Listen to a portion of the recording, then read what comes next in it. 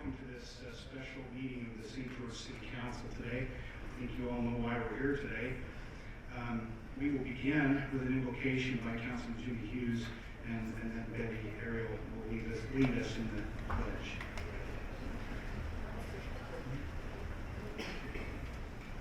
Someone stole our flag. Who's got a flag on?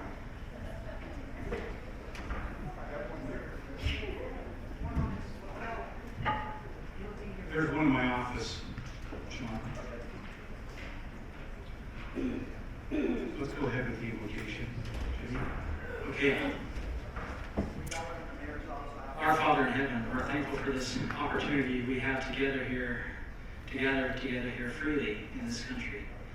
We're grateful for this great, wonderful place where we live, and for all the people who have come before that have helped to make this such a great place. We ask Thee to please bless us with Thy Spirit as we work through this meeting, and that we make the decision that is before us tonight, that we may be able to select someone who is going to carry on the great traditions of our city and to be able to serve the public in a manner that is pleasing unto them and most of all pleasing unto Thee. We give Thee thanks for all that Thou's blessed us with and for the bounteous rain that we have received this past year. And as we are coming dry again, that we can be blessed with the rain that we stand in need of. Heavenly Father, we give Thee thanks again for all that we have and ask for Thy divine providence to shine upon us. In the name of Jesus Christ, amen. Would you all please stand, and we'll wait until the flags in place.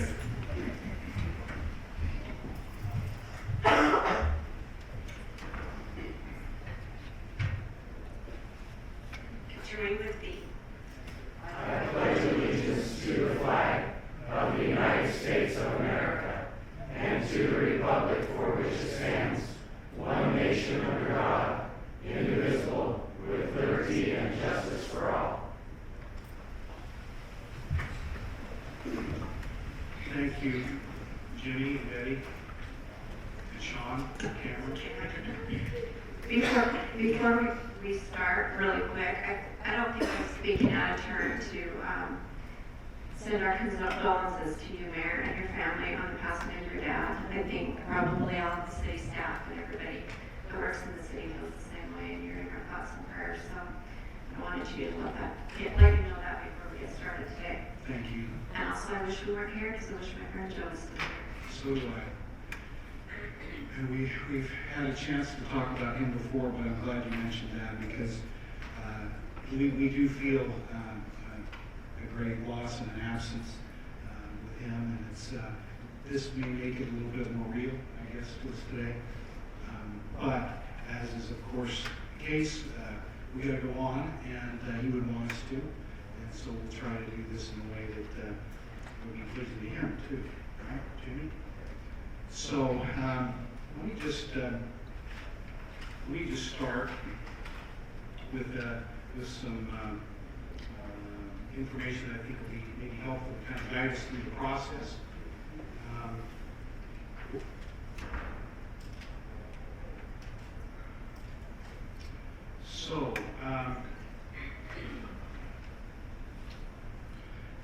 So today's appointment of a council member will be done in accordance with Utah state law, which states that if any vacancy occurs in the office of a member of a municipal legislative body, which this is, the municipal legislative body shall appoint a registered voter in the municipality who meets the qualifications for office to fill the unexpired term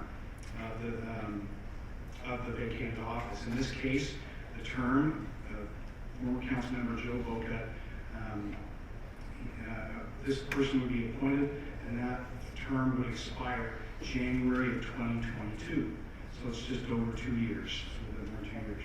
In accordance with Utah law, the city gave public notice of vacancy on September 9th, 2019. In the notice, the date and time of today's meeting was given, and all persons submitting their name for consideration were asked to provide a resume. The deadline for submitting an application resume was Friday, September 20th, 2019. Utah law requires us to interview each person whose name was submitted for consideration Therefore, any person who is not present today to be interviewed will not be considered for appointment. Now, we want to respect everyone's time. We have 29, as far as we are aware, 29 applicants, and we believe they're all here. We'll soon see. So to respect everyone's time, we will have a 3-minute, I believe all the candidates or applicants know this, 3-minute time limit, and we will strictly enforce that to be fair to everyone and again be respectful of time. The podium there has the timer so that we can see it, as well as on the screen, the computer screen, the applicant can also see that for your convenience. The city manager, Adam Lenhard, will be kind of monitoring that, and he might even give you a sign 30 seconds left, just to try to be helpful. So we'll do that. I want to mention, you know, this is interesting because there can be no behind closed doors discussion or interviews. This is it. This is kind of interesting, isn't it? It's a very public process. Any deliberations that we do will be right here in front of you and with the cameras on. And I think that's great. We have, as you know, collected from each applicant information, applications, resumes, and the cover letter from each person. That was required. The council has had a week, I believe. Isn't that when they were sent out? A full week to read all of those materials, and we're pleased that everyone here submitted all that as required. So they've had time individually, we've had time individually to be able to do that. And so while we won't maybe take hours and hours today, there's been hours and hours already spent individually, not collectively. We've not had any meetings, we've not had any sessions to actually go through them together. We did them individually pursuant to state law. So each applicant will be given 3 minutes, as I said, to be interviewed by the council members. We will ask the same question of each person, and you should all know what that question is. Following the conclusion of the interviews, the council members and I will have an opportunity to deliberate publicly, right here, as I said, and the council members will then cast their votes. I will be casting a vote only in the event of a tie. The vote will be taken by individual paper ballot. Each ballot will have the name of the council member, one of these 4 up here, council members, and the names of all 29 applicants. It looks a lot like this. In fact, it looks just like this. So each council member is to cast a vote for one applicant. After tallying the votes, which I will do, if the vote is not unanimous, if it's not unanimous, I will call for a second vote. The second round of voting will only include the 2 applicants who received the most votes, again, in accordance with state law. After tallying the second round of votes, the majority vote will determine the person to fill the vacancy for its remaining unexpired time, as I mentioned before. In the event the second round of voting ends with a tie, I will cast my vote to offset such a tie. Sean, anything else I need to mention? No, Mayor, if there are any questions to go along, We can just stop. Council, any questions you have at this time? Some of us, well, most of us have been through this about almost 6 years ago, but we're a little rusty. So it's helpful to have these reminders, and I hope it's helpful for all of you. I would just say one other thing. Because of the nature of this is a formal special meeting of the city council. We would ask you to maintain proper decorum for a public meeting, so there won't be clapping or go John. There won't be any of that. This is a formal meeting, so if you would keep that in mind. And again, we'll be all be respectful of each other. I will read. What I'll do is I'll read 5 names kind of at a time to let you know, so you're kind of on deck We are doing this also, I don't think we mentioned this, the order was determined through the Lieutenant Governor's office, just like they do ballots, so meaning in an election. So that's how it's a randomized order, and we just thought that would be the most clear way and be compliant, you know, with how they would do an election. In this case, it's an appointment, but same kind of process. So we'll wait for a second. Sean, anything else? Or you're just going to check on something and then? Okay. Okay. All right. So what we will do then, we'll begin with these first 5. Vardell Curtis, Jeremy C. Young, Greg Aldred, Cheryl Anderson, and David W. Adams. Those will be our first 5. And what I'll do is maybe as we get to number 4 or something, I'll tell you the next 5. Vardell Curtis. Mayor Pike, members of the City Council, thank you for this opportunity. You have, as the mayor stated, you have my resume, my application. It tells you what I am. Oh, sorry. I think the question Vardell? is, why Yeah. me? Yeah, that's exactly right. The question is, why should the council choose you as our applicant, future council member? So that's the question for everybody. Thank you. So I think perhaps the best way for me to tell you why me, you know what I am, let me tell you who I am. I first moved to St. George, actually my first introduction to St. George was in 1977. I came to town as a student athlete. The bus pulled up next to the Sun Bowl where we unloaded, stretched out, worked out, and then walked up to Elks Field for a doubleheader against then Dixie Junior College. Had I have known then what I know now, I may not have gotten back on the bus. Took me 13 years to come back to St. George, this time not on the team bus, but in the family van, with my wife, who will be celebrating 41 years, and our 4 small children. We were told when we moved here, this was our 3rd transfer in less than 3 years, don't unbox everything, you may not be here that long. Well, we were here that long. Opportunities to relocate came, oftentimes lucrative opportunities, but our family branch had already been grafted into the St. George tree and was already bearing fruit. All 4 of our children graduated from Washington County School District. 3 went on to graduate from Dixie College. And then we experienced what maybe some of you have experienced, and that is we exported our greatest, most valuable possession, our children. But they love to come home, and they do come home, and this is their home. So in answer to the question, why me? I love St. George. I live here because I choose to live here, not because I have to live here. I drive on our roads. I recreate in our parks. I support our restaurants. I understand what it means to live in a great community. And I really truly believe that everybody should live where they love and love where they live, which I do.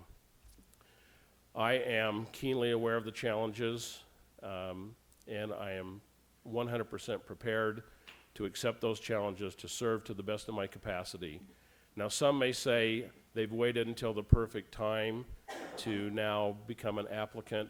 I would submit to you, if you look at my application, my resume, that I didn't wait. I've been giving service to this city for 30 years now, willingly, joyfully, lovingly, and I'd appreciate the opportunity to continue to do that.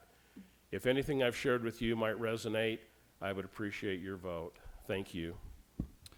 Thank you very much, Vardell. Jeremy Young.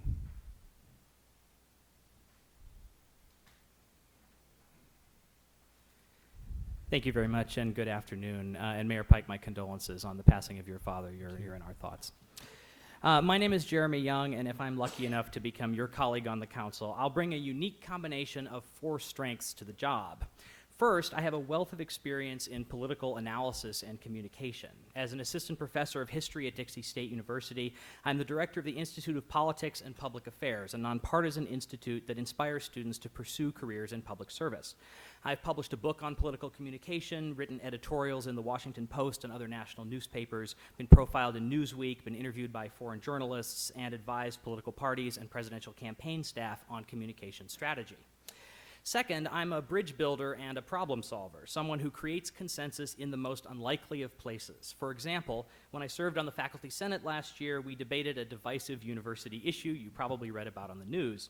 After weeks of conflict and escalating tension, I went to visit the colleague who most loudly disagreed with me and suggested the two of us try to find some common ground. After talking for an hour, we hammered out a way forward. Our plan passed the Senate unanimously and helped end the conflict, and we remain good friends today. Third, I'm strongly committed to St. George's future. I grew up just a few hours from here in Flagstaff, Arizona, and though I've only lived here in St. George for 3 years, I care deeply about this city. As a teacher, I want to see St. George attract good jobs so my students can stay here after they graduate.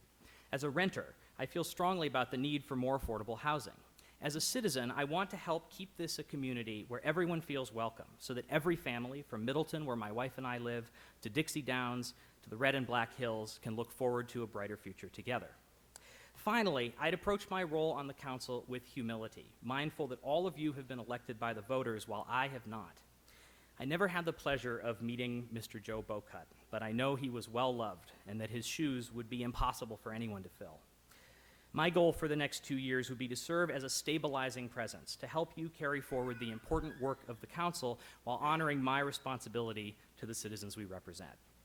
I put my name forward today because I believe I'm uniquely qualified to do those things. Thank you very much for your consideration, and I look forward to your decision. Thank you very much, Jeremy. Greg Aldred.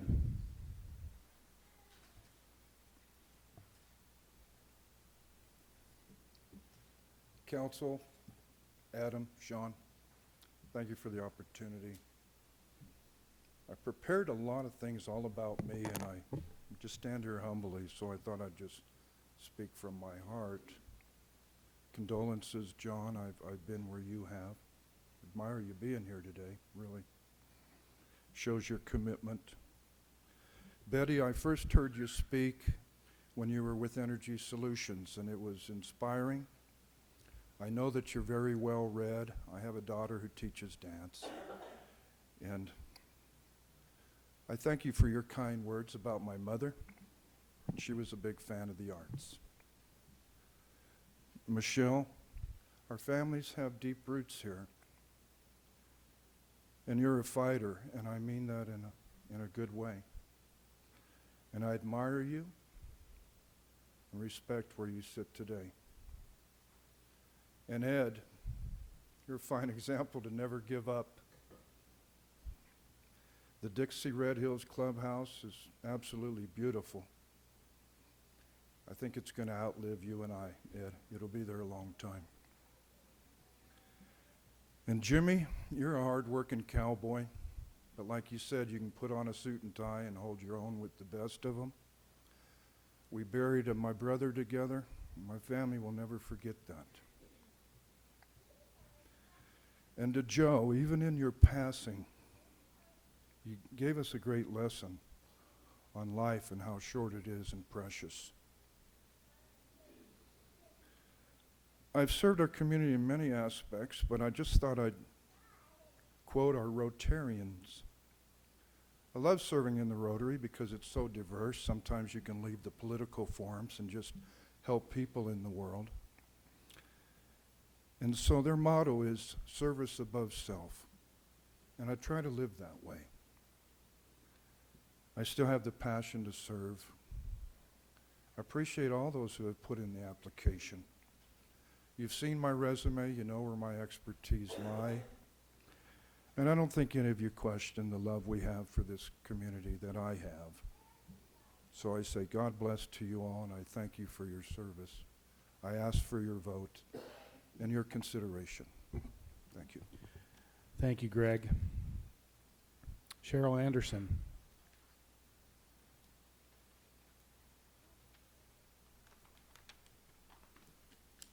I appreciate the opportunity to come and to speak before you. I'm hoping that you'll consider me. Why you should choose me is because I have a business degree with an emphasis in accounting, and I feel like that could be an asset to the council, having an understanding of finance. Another reason that you might want to choose me, because I don't have a full-time job, so I can dedicate the time necessary to work on being a counselor and fulfilling the duties that are there. Another reason that you might choose me is because I'm concerned for the arts in St. George, and I appreciate the efforts that the city has made to keep and develop these assets to the community. I enjoy the newly formed opera, the Southwest Symphony Orchestra, and the Southern Utah Heritage Choir, to name a few. I've been a volunteer at Tuacahn for the last couple of years, and I would love to be more involved with the way the city supports the arts. If you should choose me, I have a long tradition of being involved in politics. I've been a poll worker and a poll manager for many years. I'm currently a treasurer for my local caucus. In Maryland, I attended our school board meetings and campaigned for candidates. I would love to learn more about and be more involved with the laws and regulations that guide the decisions that affect our community. You should choose me because I'm dedicated to St. George. I have lived in the St. George area since 2004. I absolutely love it here. I plan to make this my home for the rest of my life. I can't really think of a better place to live. So I'd like to be more involved with what goes on here. Okay, you should choose me because my life's work has been in communications. I truly enjoy interacting with people. I was a peer counselor in college. I was a field representative and worked on the last several decennial surveys. I've been a sales agent for a company where I process sales and follow through. Being a poll worker has given me an opportunity to meet and greet people from all walks of life.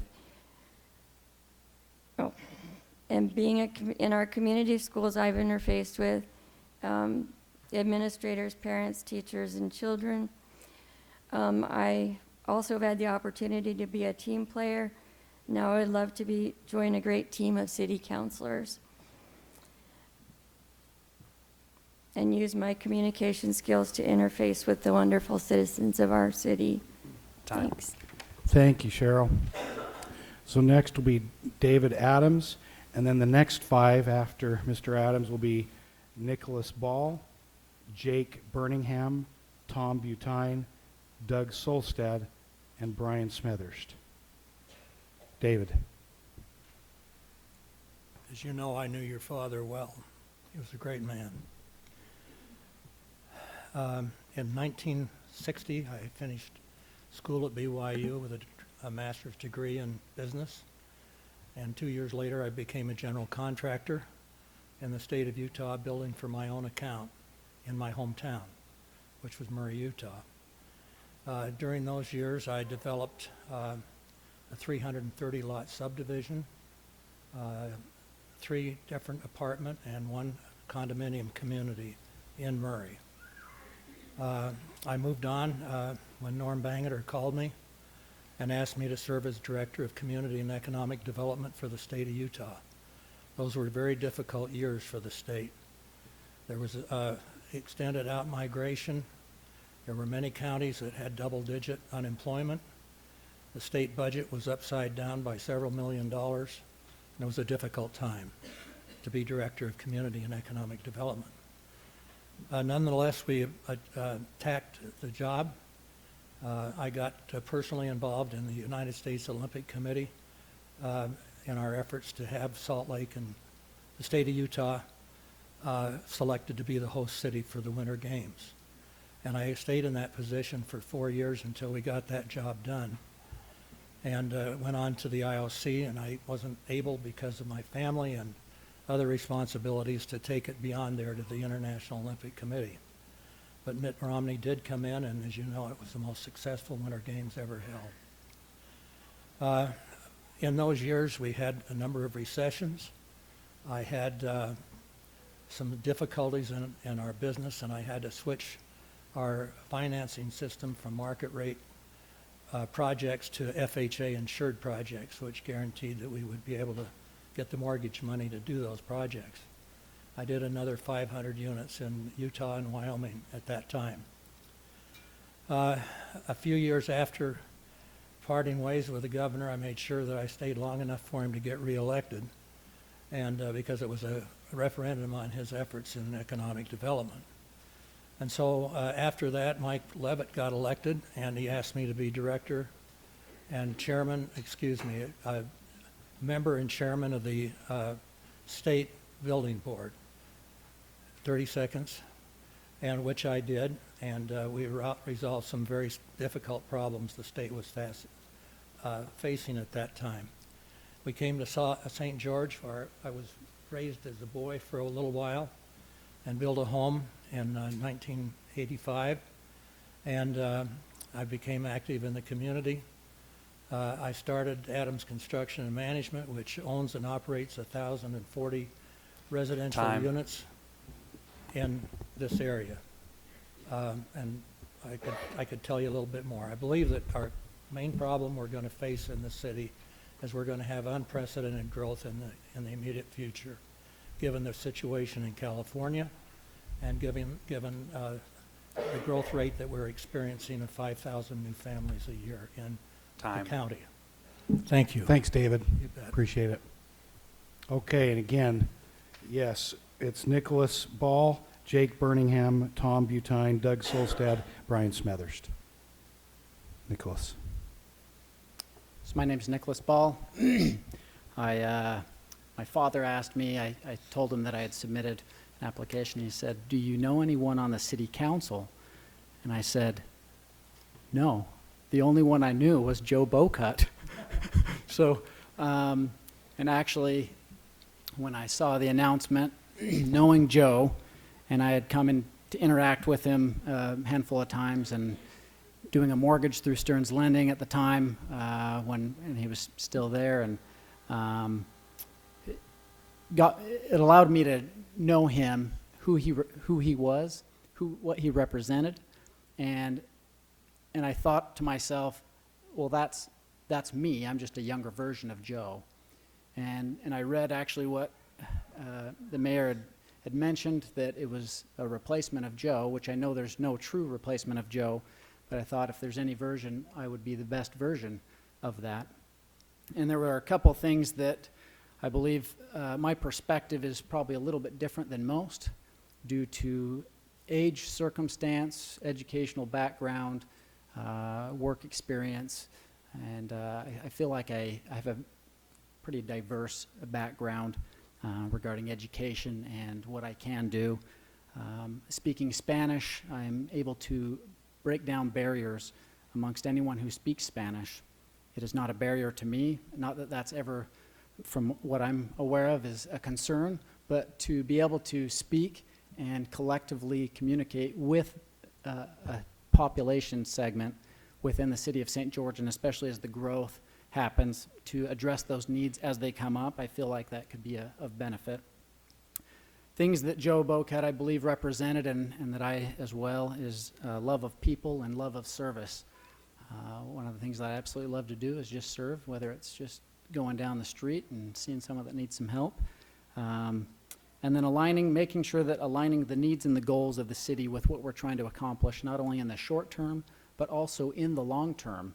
And for me, I have that an incentive personally because of my age, that I have hopefully 50 plus years in St. George still left, and my children can enjoy those same things. And that those, also asking those right questions, so the correct questions when they're asked, so that you can make a guided, informed decision on anything that needs to be evaluated. There are a number of things that I do love and appreciate in the city. The arts, and obviously I love to run, so I love the athletic things that are available here within the community. And I hope to continue those things and maintain a diverse city that appreciates everyone that comes here. And I thank you and appreciate your vote. Thank you. Thank you, Nick. Jake Birmingham.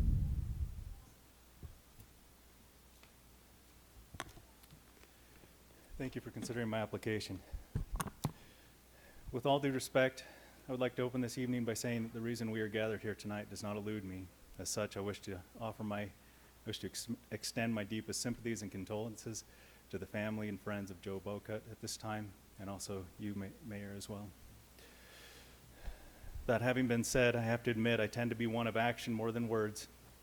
As such, public speaking is not my strong suit. I would rather have the opportunity to respond in writing than give a speech, and yet it is clear to me that this great nation was founded on utilizing power of both speech and written words. With that point of reference in mind, I step outside my comfort zone to speak to you tonight. I grew up on a few acres in northern Utah. I wouldn't call it a farm because although we had a few animals, I knew farmers with hundreds of cattle, and our workload and efforts paled in comparison.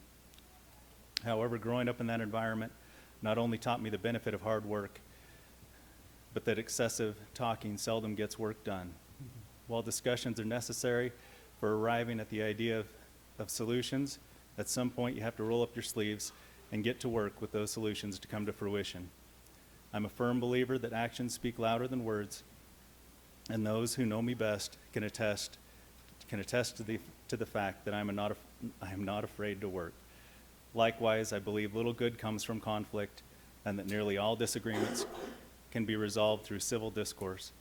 Winning an argument often loses its sweet savor if through the process you sacrifice integrity, relationships, or ultimately what is in the best interests of those involved. Growing up in a smaller community in northern Utah, I learned to enjoy close relationships. I knew my neighbors, I was aware of their challenges and they of mine. However, as a young adult, the lure of the big city took me to Salt Lake, where I met my wife and together we started our family. Soon the excitement of the big city turned into concern for our children as they grew. I've always had a fondness for northern Utah. However, that small community I grew up in is now unrecognizable. In 2003, we moved to St. George, which was actually coming home for my wife, who's a native to the area. Since then, we have worked and contributed to this community in various capacities over the years. I've truly enjoyed being back in the community where I know my neighbors and they know me. I feel at home in St. George. Being a real estate agent and an appraiser in Washington County for the past 16 years has made me keenly aware of the challenges, growing pains, if you will, that have been facing our community. While it may be difficult and a significant undertaking, I truly believe it is possible to find a healthy balance between growth and progress, while at the same time maintaining much of the heritage that makes St. George such a wonderful community. Thank you for your time. Thank you very much, Jake. Tom Butine.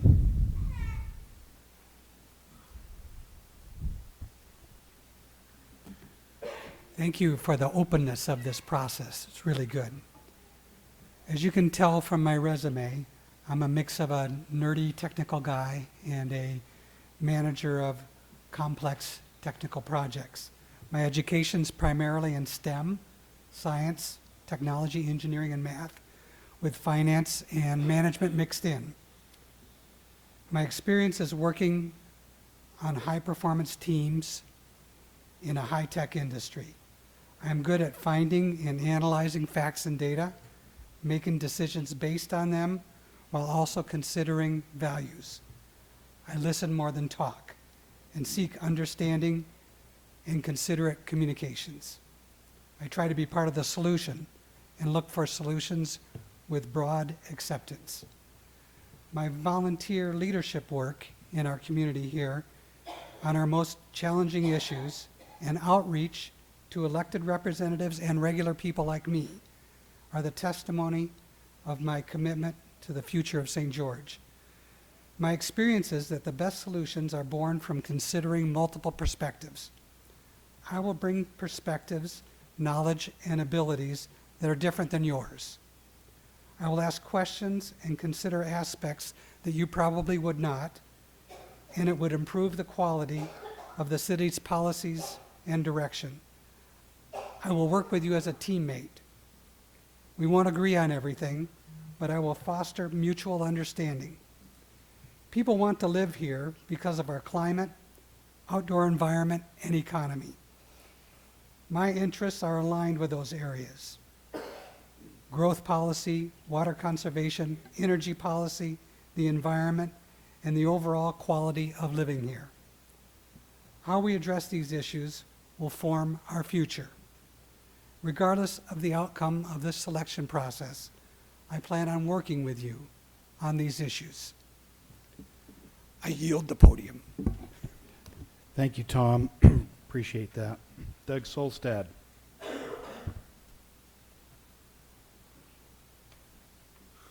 Good afternoon, Mayor, councilors. The question is asked why the City Council should appoint me to fill this seat that has been vacated with the passing of Joe Boca. I believe the shorter answer is, you know me. You know me because I'm already involved. I'm involved in the community and making a difference, and so you know that I care. I want to improve the lives of the people that I love, and the city that's the greatest city in the world, St. George. I believe in working hard, and working hard for something you don't care about is called stress. But working hard for something you do care about is called passion. I am passionate about where I live, and I want to serve my fellow citizens. I recently campaigned with the slogan, understand, serve, and repeat. I understand by listening to the voices of the people, the voices of the experts, and studying information for myself. I serve by taking that information and making the best possible decision I can for the city as a whole. And I repeat by evaluating that decision, moving forward to understand again. In my office, I keep a picture of the running of the bulls in Spain. At the bottom of the picture it says tradition. Just because you've always done it that way doesn't mean it's not a bad idea. I keep this picture to remind me to constantly reevaluate what I'm doing. Tradition can be the beauty that reminds us of our heritage. Tradition can also be obliviousness that keeps us from progressing out of inefficiency. I promise that if I am appointed, I will serve with passion. I will be at my meetings.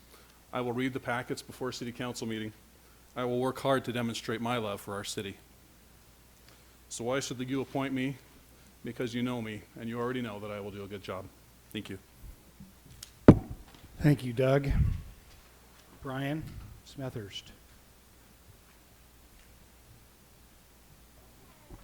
After Brian, we'll have Vincie Segmiller-Stringham, Greg MacArthur, Matt Mortensen, Joseph Midioni Jr., and Charles R. Wood. Brian. Mayor Pike, City Council, I would like to thank each and one of you for the opportunity and the honor to be interviewed for this seat at the council. I was raised in a service-oriented family.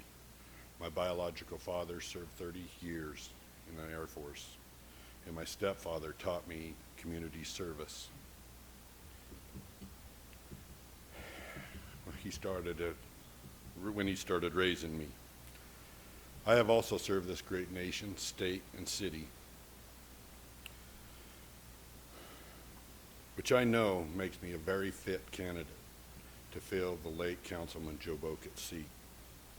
He has left me an awesome opportunity to carry on his legacy, which I know I can build on as a person, which I've lived and learned the 7 core values. These core values I try to live each and every day. Loyalty, duty, respect, honor, integrity, and personal courage. I had served as an EMT and a St. George City Lions for many years. I am also a soldier of the United States Army for 36 years. I've seen all walks of life. I can use their views and ideas to help in the decision-making process to come up with the best solutions as a team for our community. I will work hard with the other council members and the community to carry on our heritage and landmarks. as our community continues to grow at a safe pace. I have a tremendous love and care for the citizens of St. George. And given the chance to serve on the City Council, I will do my best to carry on my father's legacy as a hard worker and one who loved all. I will work hard for things I think are in the best interest of the City of St. George and our families. But I may not agree with everything we that's put in front of us. Thank you. But I will work hard with the council to find the solution that best works for the City of St. George and the people. God bless you. God bless America. Thank you. Thank you, Brian. Okay, Vincie. Thank you. In answer to your question, Mayor, I have 3 theories for you. The first is the heritage that I have here in St. George. My great-grandfather, Daniel Segmiller, was one of the first sheriffs in Washington County, serving from 1869 to 1877. His son, W.W. Segmiller, went on to represent southern Utah, was Speaker of the House, and ran for governor of this state in 1932. His wife, Ada Pratt Segmiller, served on the all-women's city council in the city of Kanab. The family became so renowned, they were featured in this issue of Life magazine in this article. In addition, you know, here in the area we have Segmiller Mountain, and we have the Segmiller Historic Farm on 3000 East. The blood, sweat, and tears of the Segmiller family, along with that of many other pioneers, are etched in the sands of St. George. What have I done to follow in that family name? I have been president of the Utah Professional Saleswomen Association, a contestant for Mrs. Utah, executive vice president of Professional Insurance Agents of Utah. However, my biggest challenge is when I decided to pursue a career as a financial advisor. In a large office building in Salt Lake, there were 67 advisors, 4 women. I was the 5th. In addition to that, the retention rate when you start out as a financial advisor is 10%. How could I overcome those odds? Not only did I survive, I thrived. Over a span of years, I built a client base of 275 clients. I had 2 offices, one here in St. George and one in Salt Lake. My career spanned a time frame of 18 years. During that time frame, my husband and I raised a family of 7 children. May I share with you the demographics of St. George? Currently, the population hovers a little over 87,000. The household median income is a little over 70,000. And did you know that in St. George, for every 96 men, there are 100 women? Wouldn't it make sense today if you seriously consider putting a woman in this council seat? What I would suggest is we put our shovels in the ground, our shoulder to the wheel, and get going. The future of St. George is waiting. Thank you. Thank you. Thank you, Vincie. Greg MacArthur.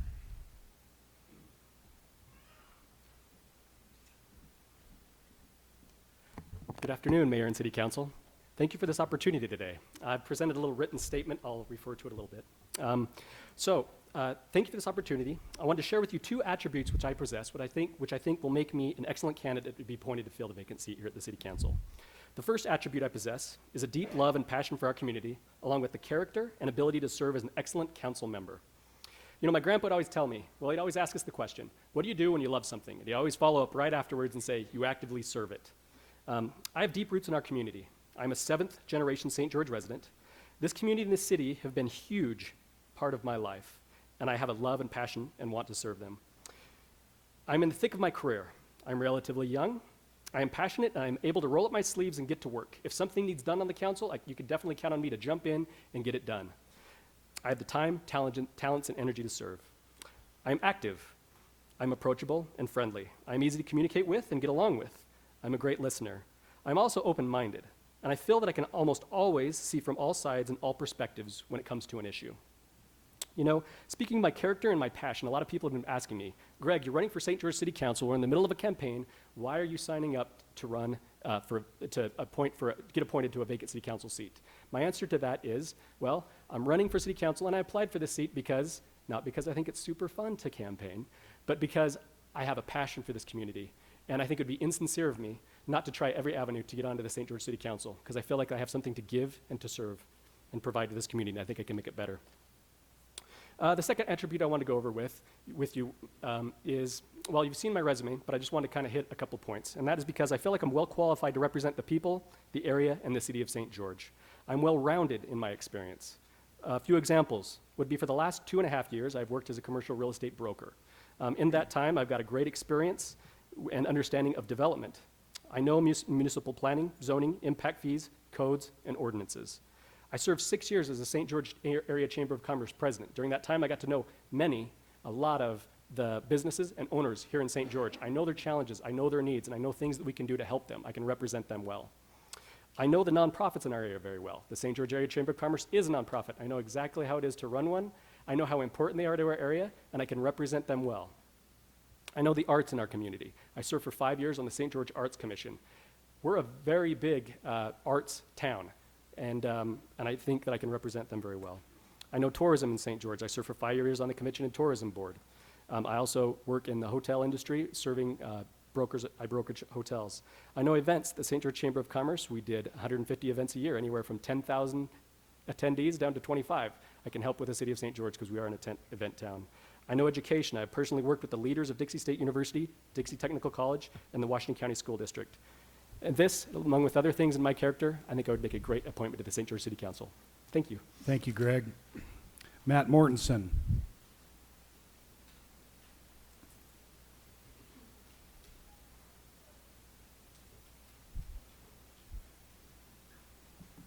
Apparently, those of us in the real estate community have a little bit too much time on our hands. There's just like 7 of us who are applicants. I do not have pioneer heritage here in St. George.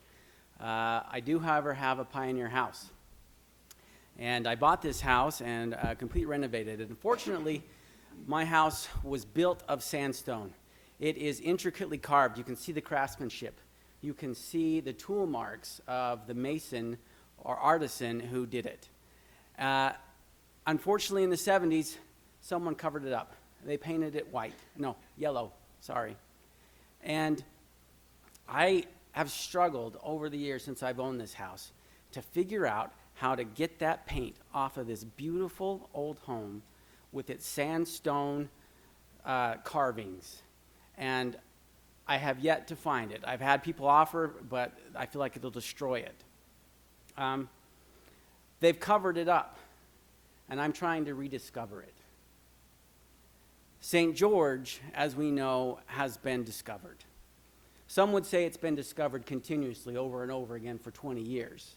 But currently, it is being discovered, and how. I know this as real estate agent of all the many people moving here who just want this quality of life. Utah in general, but right now, St. George. Brigham Young had it wrong. I've been to Salt Lake. It's not the place. This is the place. This is the place where my family and I chose to move, to live, and to raise our kids. We moved here without kids in hopes of getting them. Now we have 5. Brigham Young discovered his error later on, and like most of the world, decided to build a house here. We have been discovered, but with this discovery comes growing pains, as you all know. And I'll be honest, I don't have lots of critiques. I think St. George is being run well. The council, the administrators, the staff have been doing whatever is in their whatever they could do to make sure this place remains a place where people would want to come, for good or for worse. I would like to snapshot St. George right now and have my kids grow up like it is now. Unfortunately, that's not going to happen, and we have lots of people going to move here.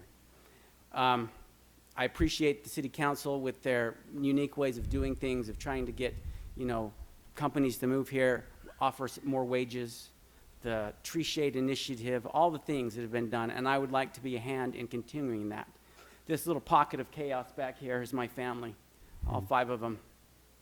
And they are my legacy and why I want to run for city council, because I want them to grow up in this community and be part of it and know what it is to love the place they live like I do. Thank you. Thank you, Matt. Joseph Midioni, Jr., I don't know that he's here. Are you here, Joseph? Okay, then we will go to, so he is excluded, unless, I guess, he comes late. Would we allow him to do it later? I guess we could. If he came in before you Before we closed the conclude, interviews, yep. you could interview him. Okay, so next would be Charles R. Wood.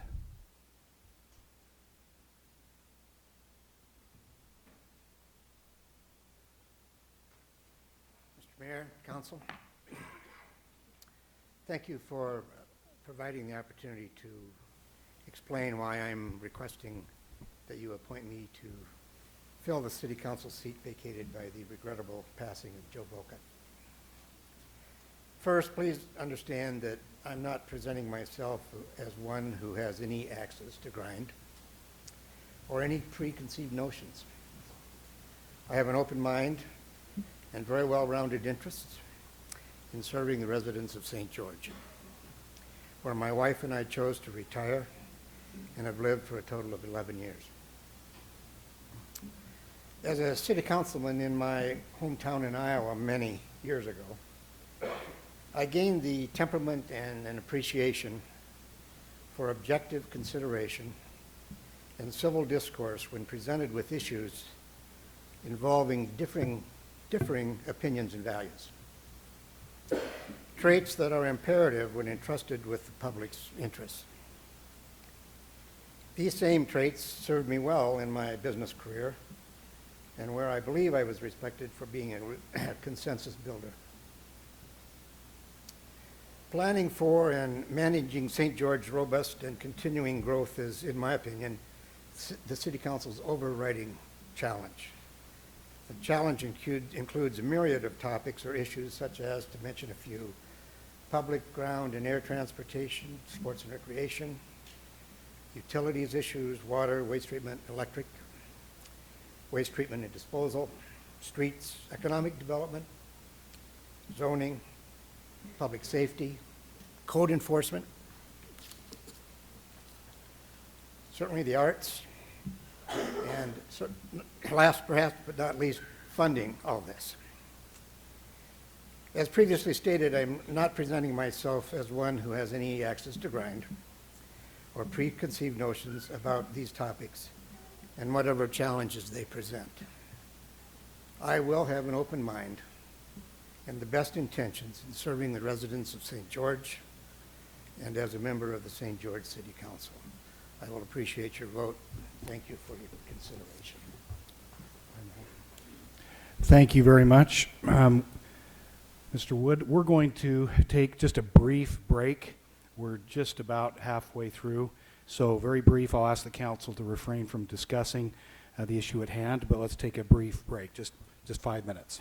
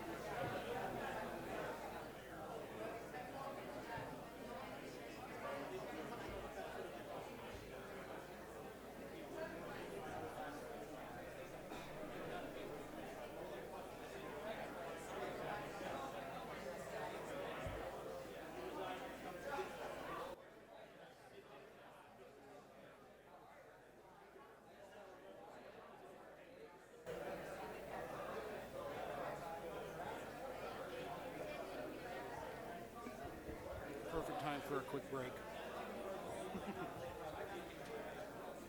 Well, that's what I was.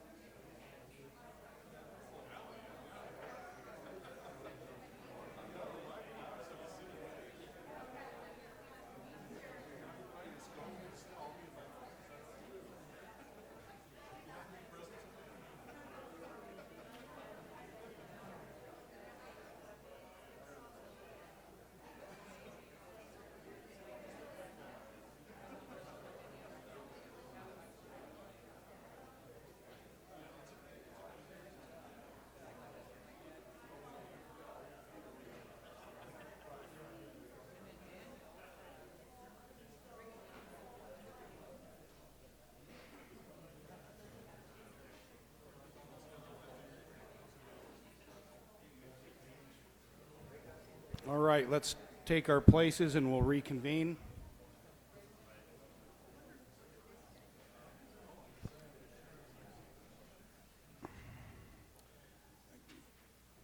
Council, while we made it through about half, if we need to take another break, please just let me know. Happy to do that if we need to. Okay, so let's see. We are at the next five. Kyle Wells, Bruce Raftery, Mark Ripley, Thane Houston, and Kurt Gordon will be our next five. Kyle Wells.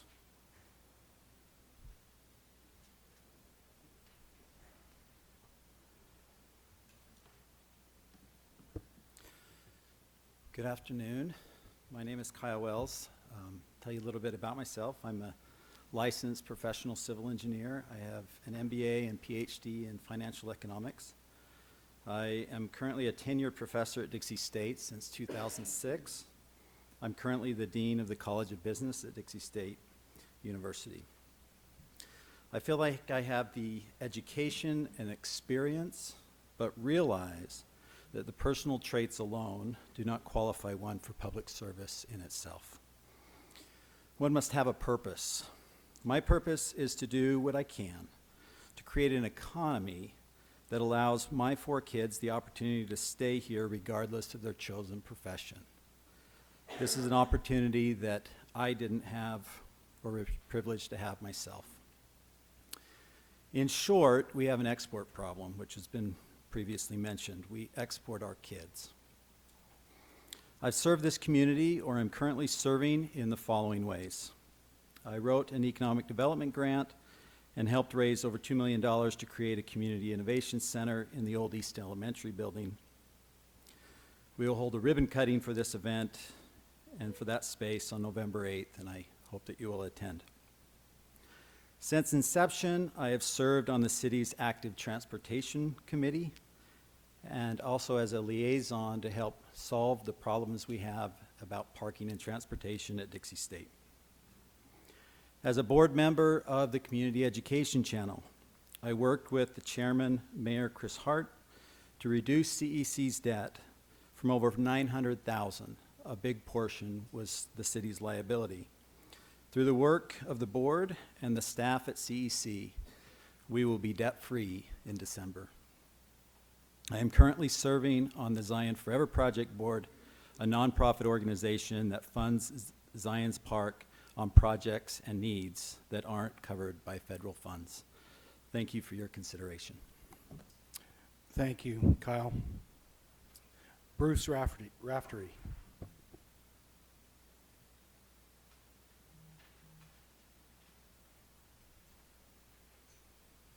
Take this opportunity to thank the City Council to let me come before you.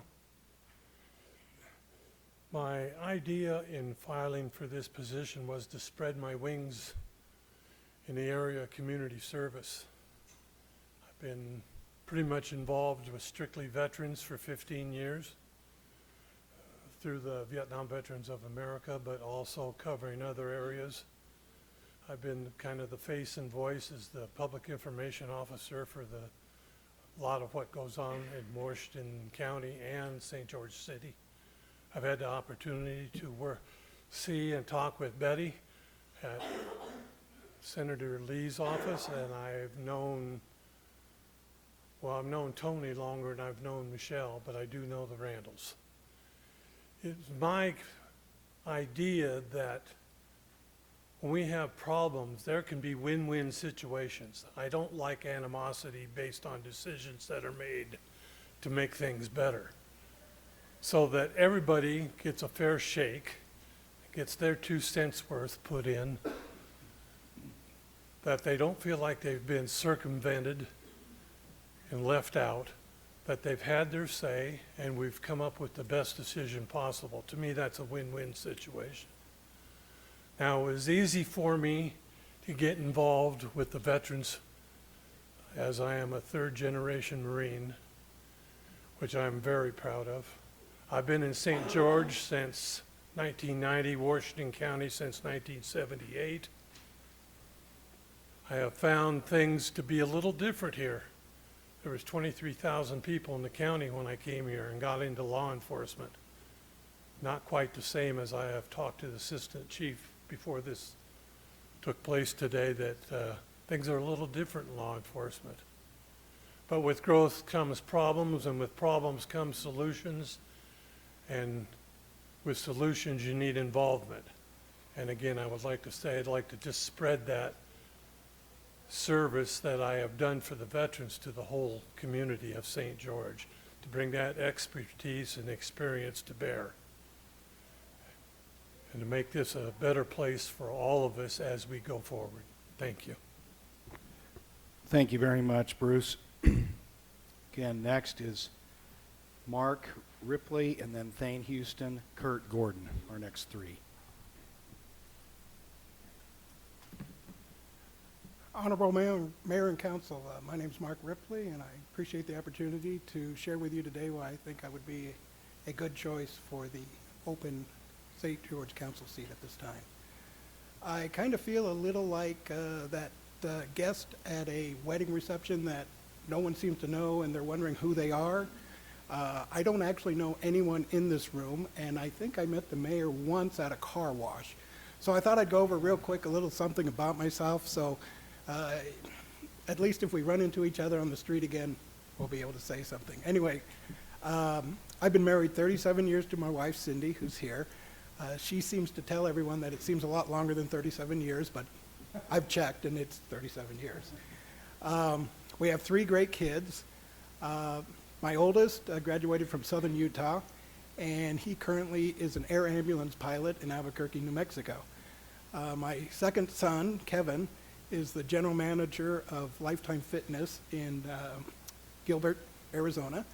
And my youngest, which I'm going to say a little bit more about because she's very fiery, and she's the first girl in a Ripley for quite a while. She graduated with a bachelor's and master's from the University of Utah. During her time at the University of Utah, she served a internship with Representative Stewart and Governor Herbert.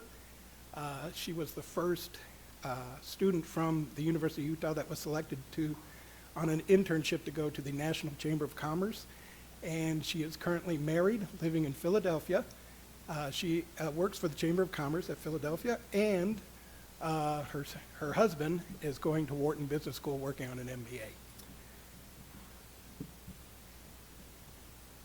Anyway, I seem to be a little bit unique to what has been spoken here already.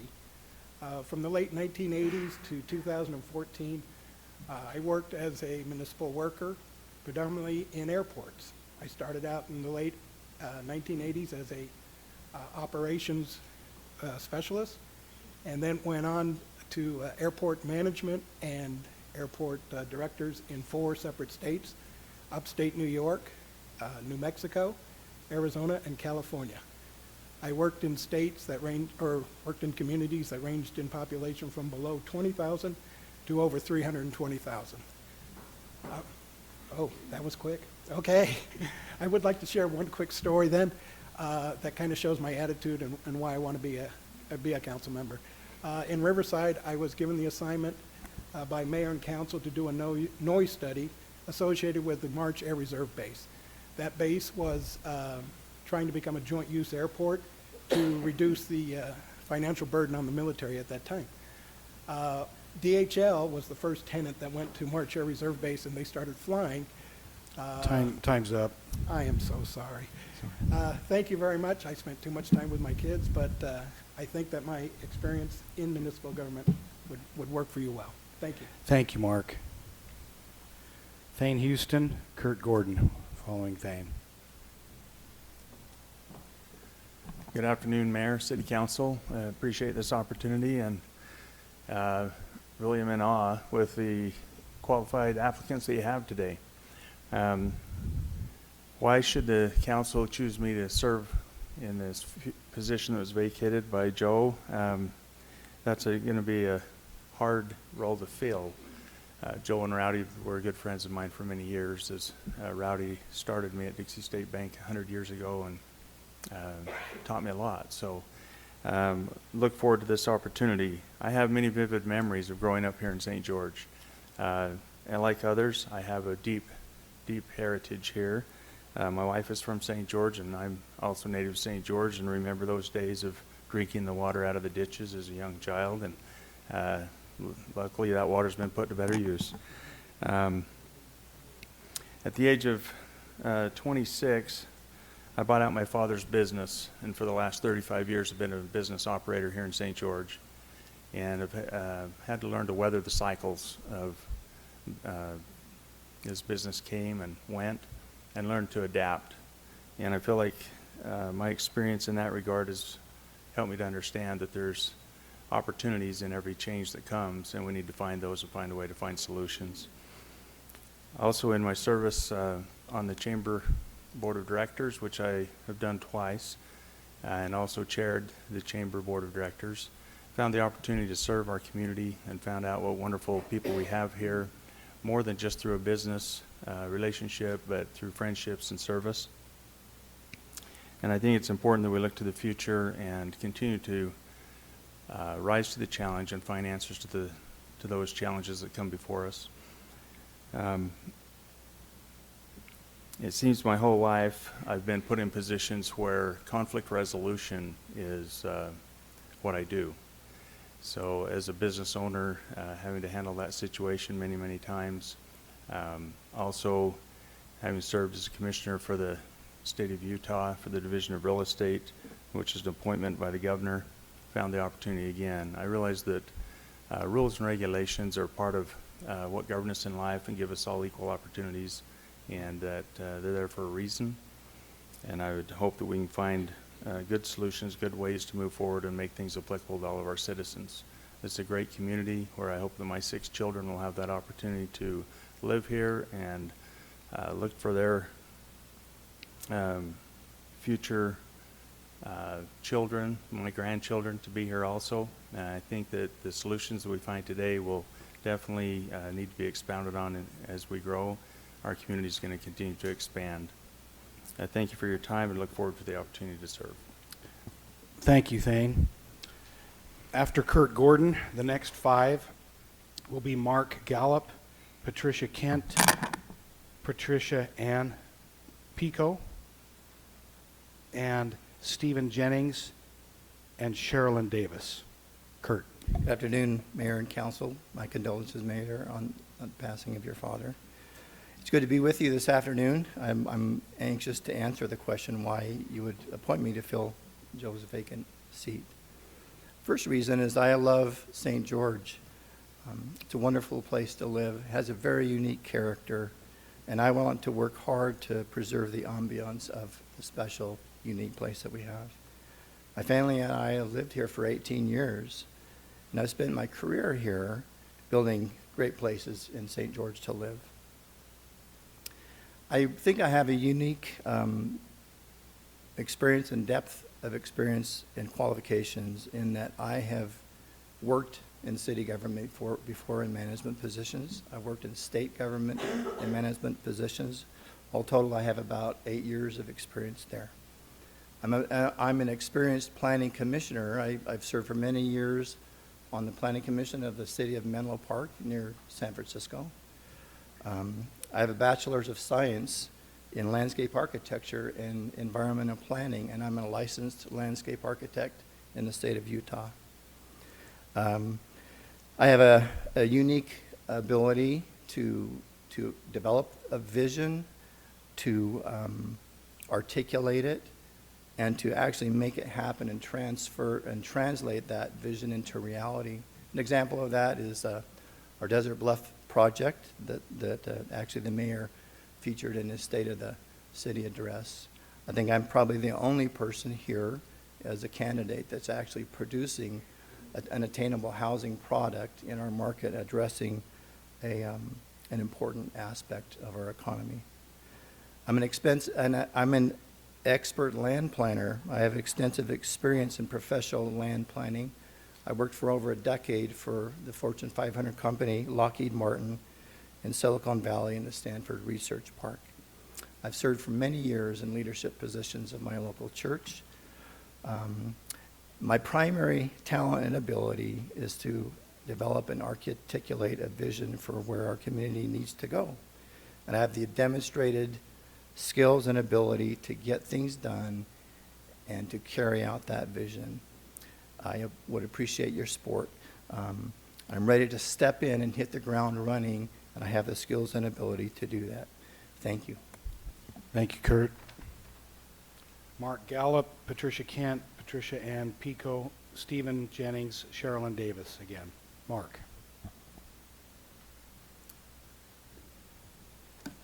Good afternoon, Honorable Mayor and Council. You've got my resume. I'm not going to speak too much about myself. I have an undergrad from BYU, a master's degree from the University of Oregon, in international business. In 1976, I was the spokesman for the State of Oregon Economic Forecast, which was quite an honor coming out of college. I want to extend my condolences to the Bocut family.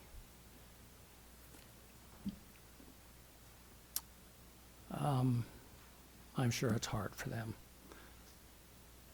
I believe the council-mayor form of government is an adequate system in my mind. We need strong executive leadership and a council that's willing to work with the mayor. I think there are critical issues facing St. George, and to me there are 4. Water, traffic, infrastructure, and to a lesser extent, crime. We're not experiencing a big crime wave here, but it is growing to a small degree. I believe we cannot control growth, and currently, from what I've read, St. George used to be #1 in growth. We're now #3 behind Midland, Texas, and Myrtle Beach, South Carolina, but we're still growing pretty fast. We can't control it, but we need to manage it. That's my belief. We have a mixture of population here between old and young, and we must be able to keep our young people here for jobs. We just can't depend on the older people to always do it. Therefore, we need affordable housing so the young people can afford housing. And speaking of that, the last I read, the average income in St. George, Utah is $23,500. The median is about 43. 23 doesn't seem like very much to me, so it's no wonder young people are worried about being able to afford housing. They've got this problem in California. The people are graduating from college and leaving the state because they can't afford to live there. The Lake Powell pipeline's an issue that may be able to help our water situation. And then, of course, we need to plan for the traffic increases and the impacts like that. I want to end by just saying I believe in 2 things that I learned in college. There's a difference between an effective and an efficient manager.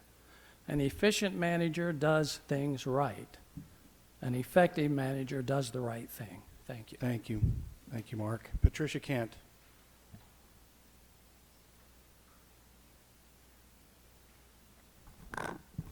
I'm grateful to be here. I'm grateful for the opportunity that we have in our society that we can put in an application as just a common, ordinary person and have the opportunity to serve in our communities. You all know me. You know basically where I come from. I've been in St. George for 38 years. When I came to St. George 38 years ago, it was not like it is today. I remember in 1988, excuse me, I was on a plane and the magazine in the back of it said, in the 1980s, St. George is the place to live. And I thought, oh, don't ruin St. George. But I've been here and I've watched that growth and it's been fun.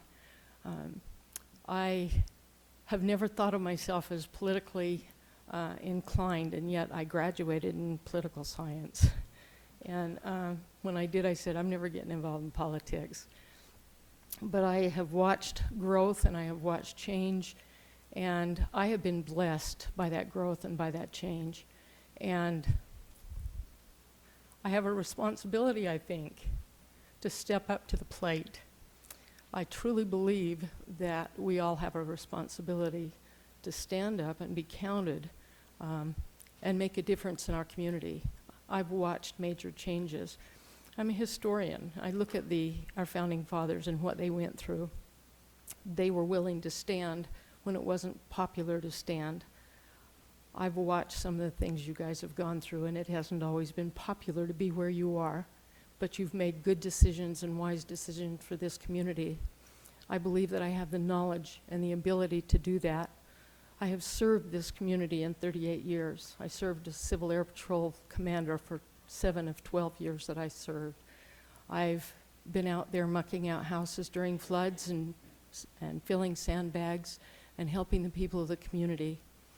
As a teacher, I learned that you need to do your homework, and I am very well aware of the homework that has to be done in all issues, that you have to look at both sides of the fence to make a wise decision, and I believe that I'm capable of doing that. I also believe that I have the leadership qualities and the abilities to do the things that need to be done for the people of this community. I've listened to them for 38 years. I would like a chance to be a voice for this community. I appreciate what you have done, and I would like the opportunity and privilege to serve with you. Thank you. Thank you, Patricia. And now Patricia Ann Pico. Can we make sure that the microphone's pulled down? She can reach that? Okay. All right.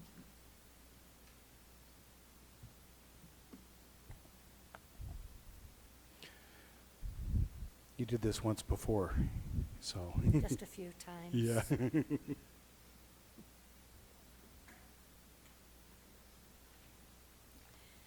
Thank you, Mayor Pike and members of the council for the opportunity of allowing me to address you today. Although I'm relatively young in St. George, I have a pioneer heritage here, so I feel I'm at home.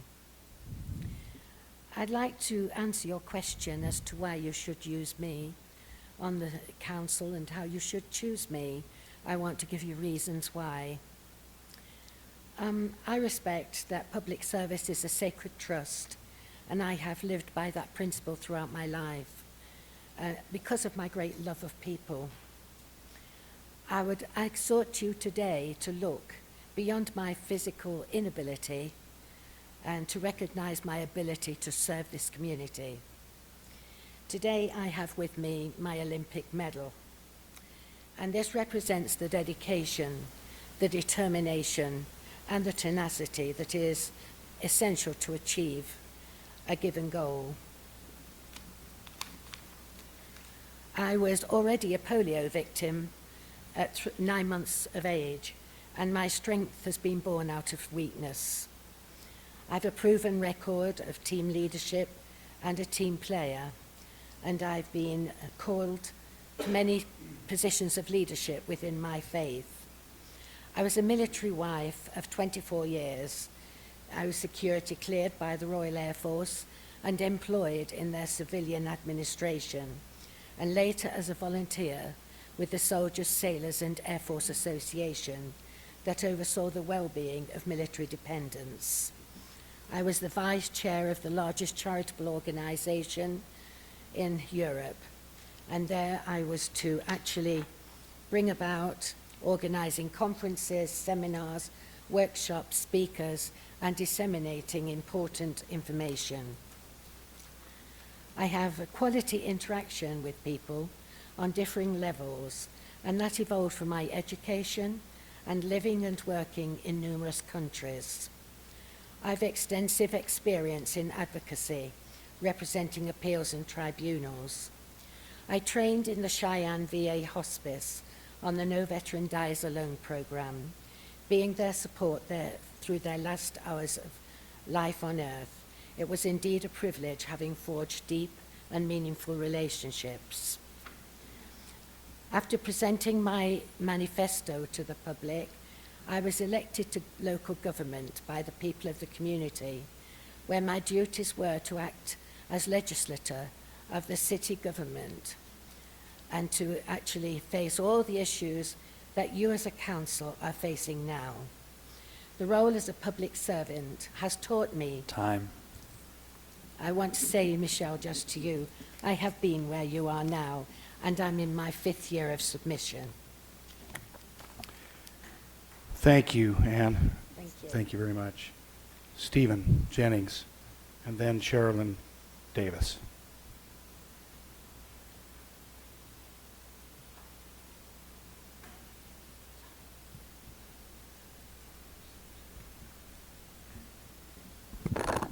Mayor, City Council members, Adam, John, I appreciate the opportunity to spend a few moments with you and share some information about me and perhaps answer why you should appoint me as a member of the City Council today. As I said, my name is Steve Jennings. I'm 35 years old. I was born and raised here in St. George. I truly consider myself to be a St. George native, as I've got the Dixie spirit in my blood and red sand in my shoes, and I can't get it out.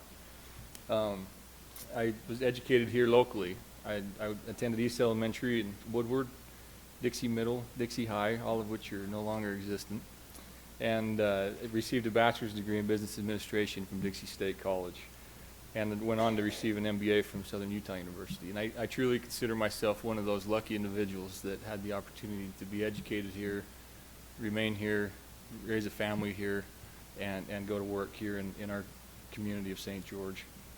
I served an LDS mission in southern Mexico, where I learned to speak Spanish.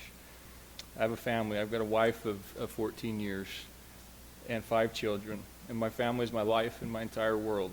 They're growing up and attending the local schools here in our community.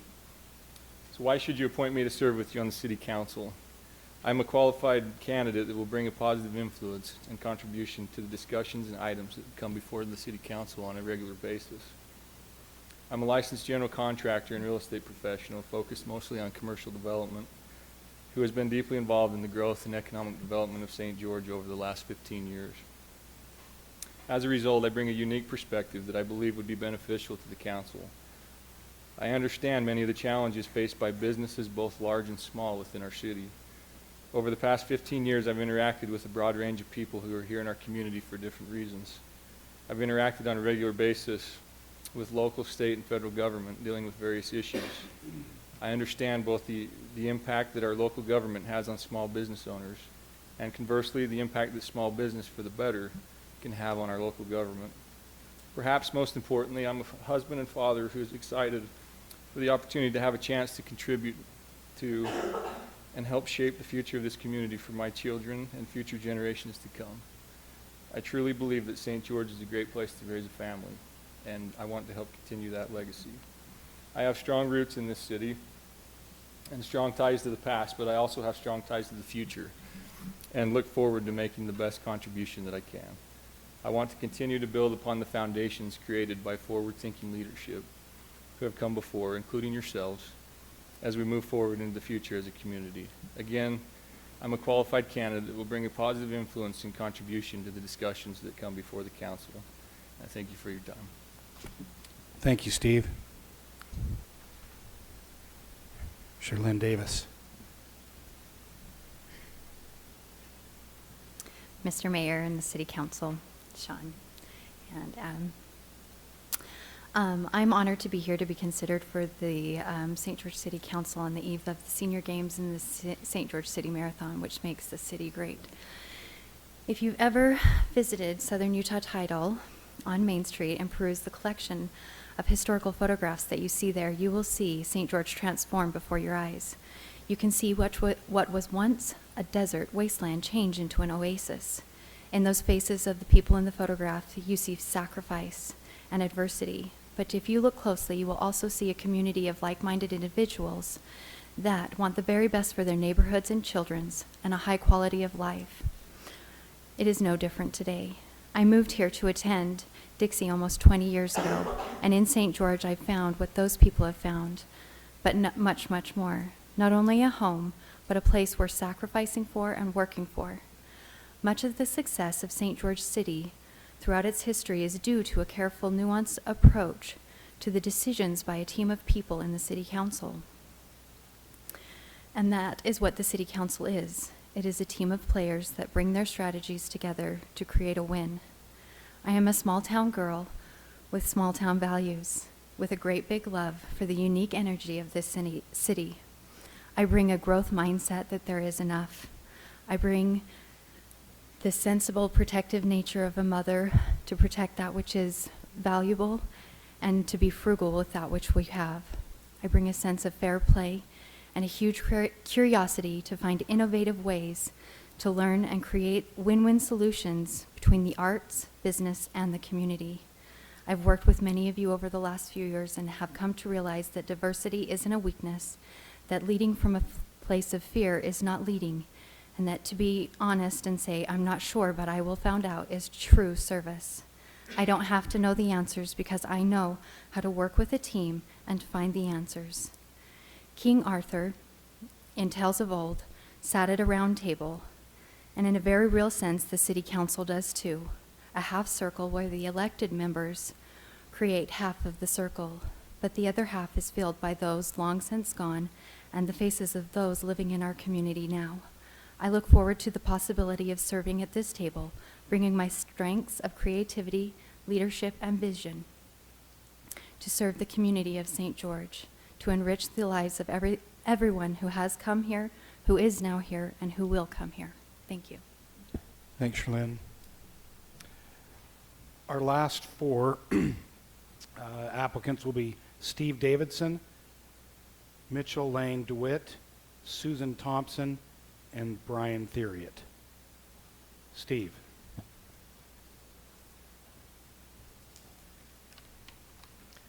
Thank you. As I look around to all the people that I know in this room and have a lot of respect for, I can see the great qualities in all of them, and I can see the difficulty as being a council to try to find that balance that's going to best fit the city as a whole.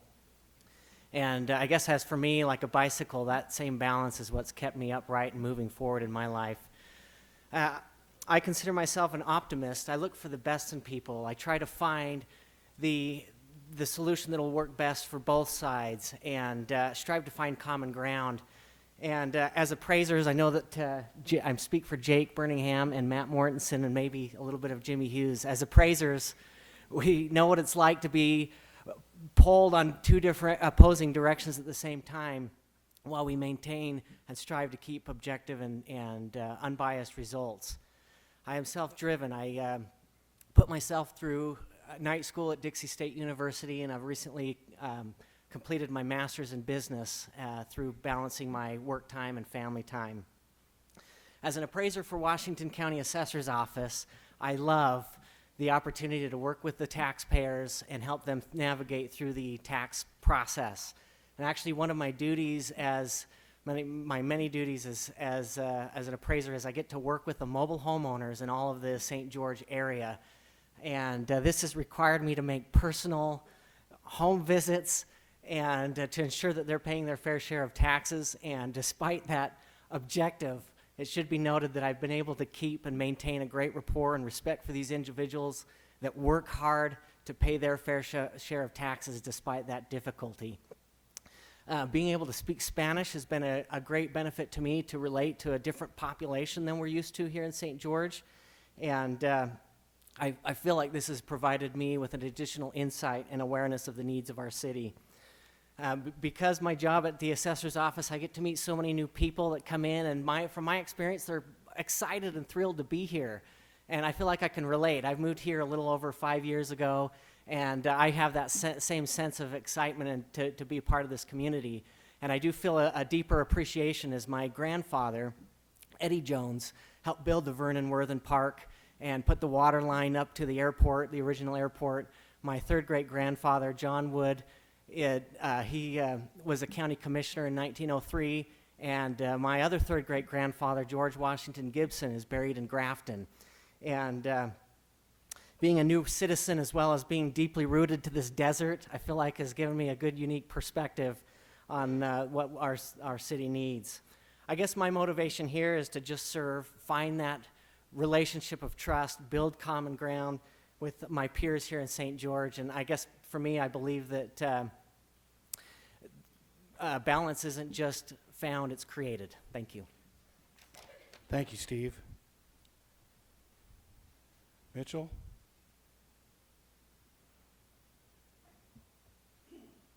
Did I get that right? Is it Mitchell?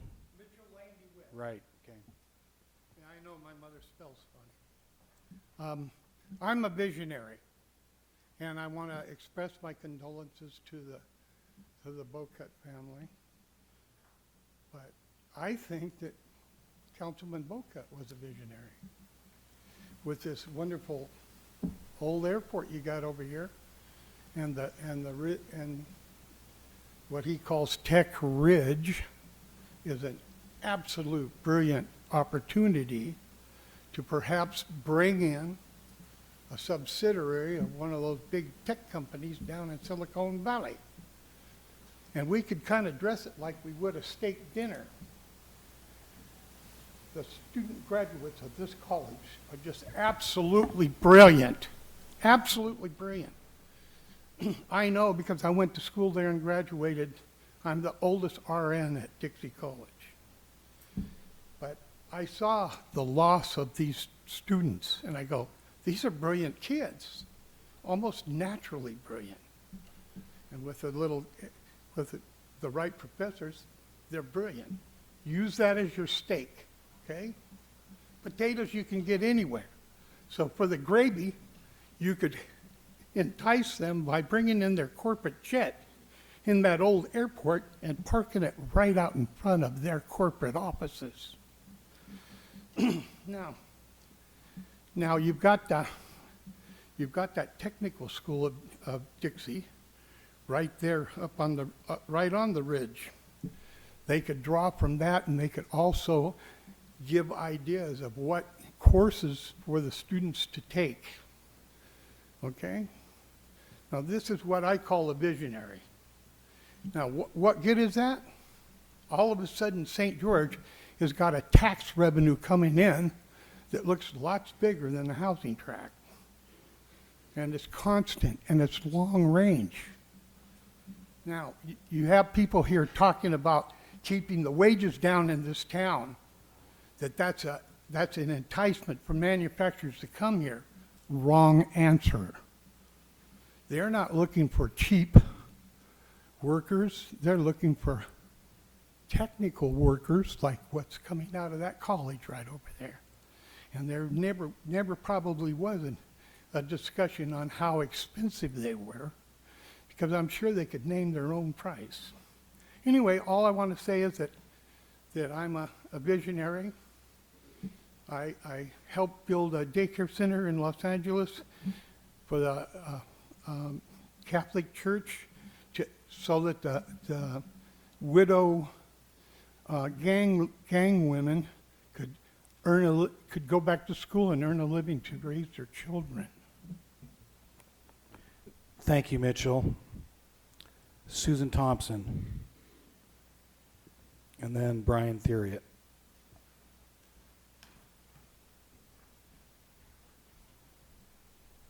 Good afternoon. Kind of tempted to just say ditto, and then that way we can move along. But I'm really, really grateful to be here this afternoon. Of course, you have the letter about me, but I did want to say thank you to all the work that you do on my behalf and on my family's behalf. This is an amazing city full of amazing people. I was reading in my Facebook feed this morning that one of my friends he's a tattoo artist, but you know what he did? He took a bunch of volunteers from the college and they cleaned up Ivan's Reservoir. There's amazing people doing amazing things throughout this city. We have teachers. I'll have families. I work at Root for Kids, and I'm a family support specialist. So I've been blessed to have my lens enlarged outside of my personal reality in life to those who have circumstances much different than mine, and hopefully most people here, and help them navigate their tough situations. But in doing that, I realized that everybody here has a story. Everybody in this town has a story. That's what it is. It's just a town of amazing people and stories. And they ask me, do you have any suggestions about the school system? I'm like, the best thing about our school system is that we have teachers doing amazing things with not a whole lot of resources. And that's the people that make St. George. So I think the pride flags were a great example of the challenges that we have moving forward. We have that pioneer heritage that's been here forever. And we also have all the newcomers that have come in and seen all the things that those of us who have been here for a while have seen and that brought us here. And we all want the same things. We all want prosperity, safety, health. It's just a matter of how we get there. Most of us can agree on where we all want to go. It's just how we get there. And I think that my strength is that I can bridge those gaps. I'm as comfortable in a room full of motorcycle enthusiasts as I am at a country club. So I love people. I generally can relate to them. I love to listen to their stories. I feel that I offer diversity and a different viewpoint, not a stir the pot viewpoint, not to be confused for that, but just bridging some of the gaps that I think that we are seeing here in our community and making sure that we all get to the finish line together. So that's what I bring. Thank you for your time. Thank you very much, Susan. And last but certainly not least, Brian Theriot. Thank you, everyone.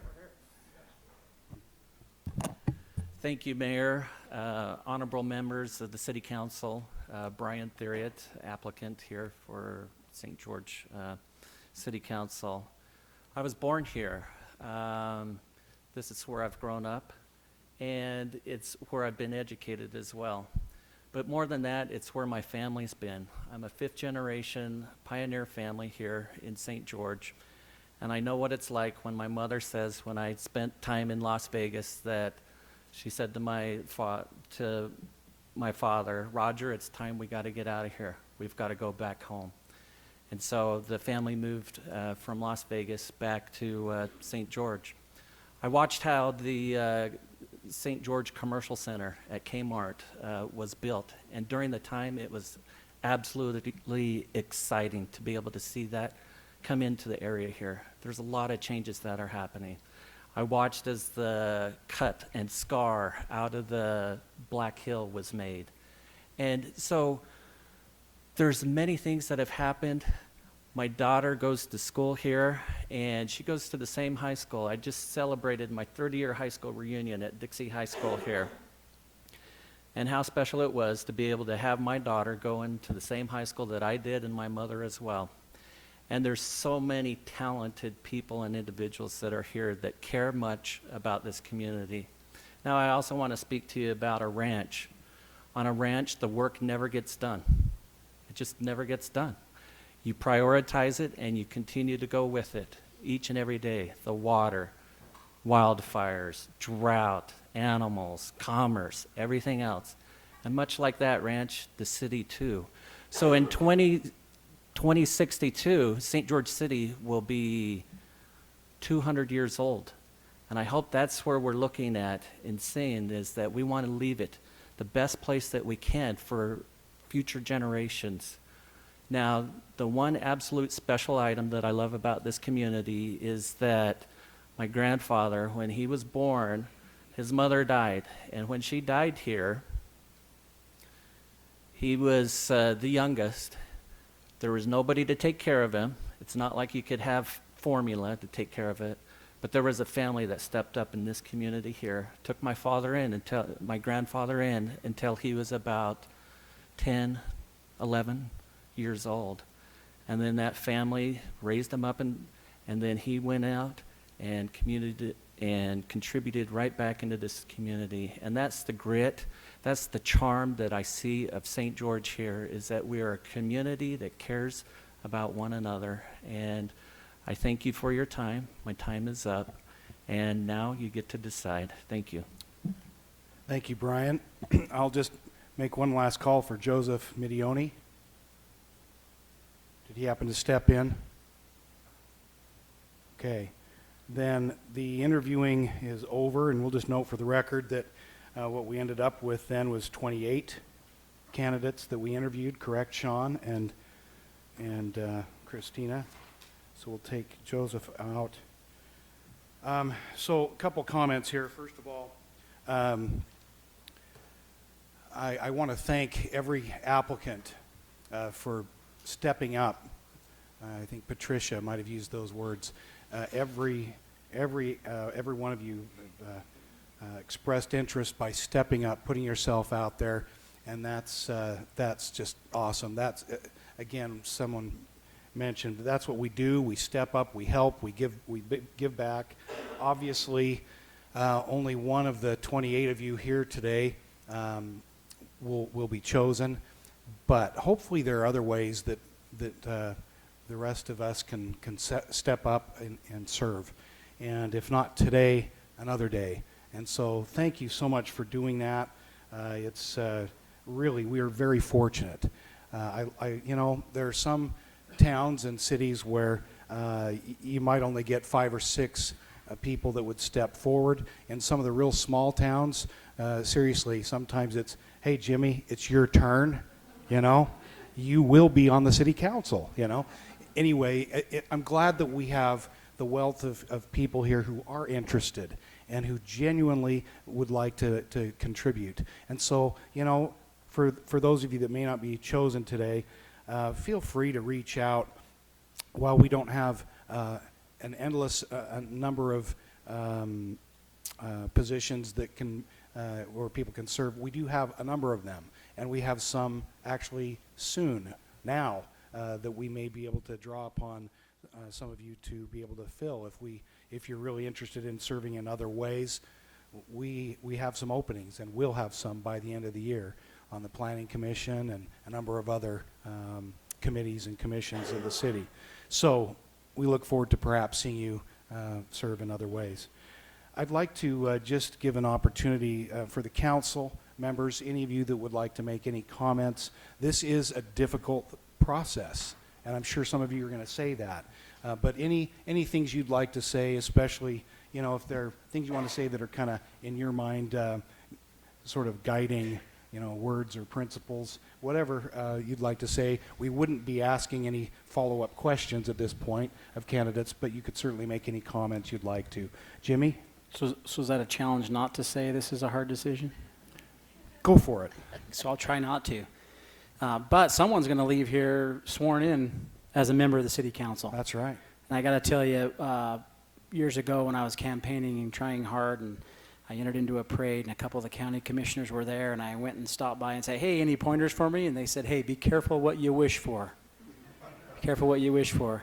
So these are the kind of decisions that you get to make, and sometimes even in city council, I have some of my very close neighbors that will be here, and we have to make a decision that doesn't make them all happy. So I would just echo what the mayor said and add to that, and I've said this before in city council meetings, that a lot of the stuff that happens in our community does not originate with the city council. It starts with people like you who are sitting out there who, I got to tell you, I'm inspired by every one of the applicants. I don't think there was a one that would scare me. You're all very good individuals. But there's things that can happen and things that usually do happen because of concerned groups of people that are not on the city council. Not saying that you shouldn't strive to serve where you think you're best fit, but obviously there's only so many people up here, and again, be careful what you wish for. A lot of you said, hey, you know me. So this is a difficult decision. There's some people out here that I know. Some that you might say I owe something to for one reason or the other. Many of you helped me get elected in the past, so it's a very difficult decision.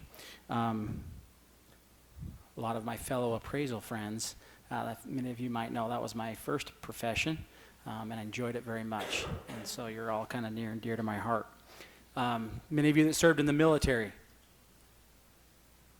you have my deepest respect and appreciation for the sacrifice you've made.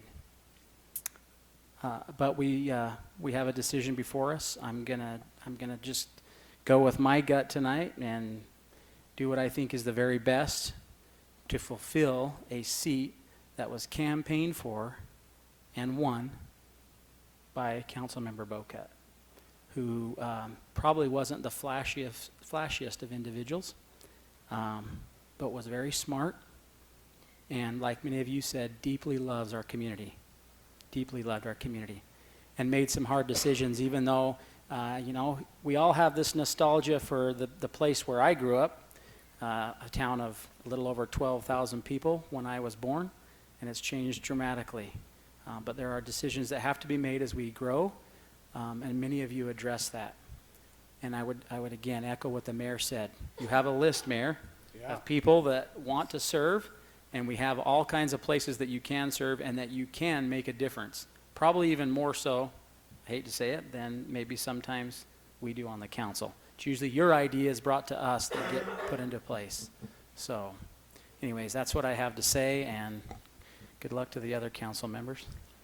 Thanks, Jimmy. Betty, any comments you'd like to make? You're not required to. I just want to. I just feel it's your meeting. So. ill. because I was Ditto. there, you know, Almost 6 years ago. Yep. And I remember thinking, I was towards the end of the list of 24, and I said to my daughter, I can't do this. I can't go up there and speak after all of these wonderful people. And she's very passive, and she dug her fingernails into my arm, really hurt actually, and said, yes, you will. You prepared? Now go up there and do it. And it was hard. So with each passing person, I was just so proud. I was so proud of all of you. People have said this over and over and over again, but we have an incredible community that 28 people could qualify totally to fill in any position. And I'm just very proud of you. And it will be very hard because there's a lot of you that I love dearly. But again, we'll just have to, anyway, come up with an answer somehow. And I just want to thank you again for being here. Thank you, Betty. Michelle? I don't have much more to add.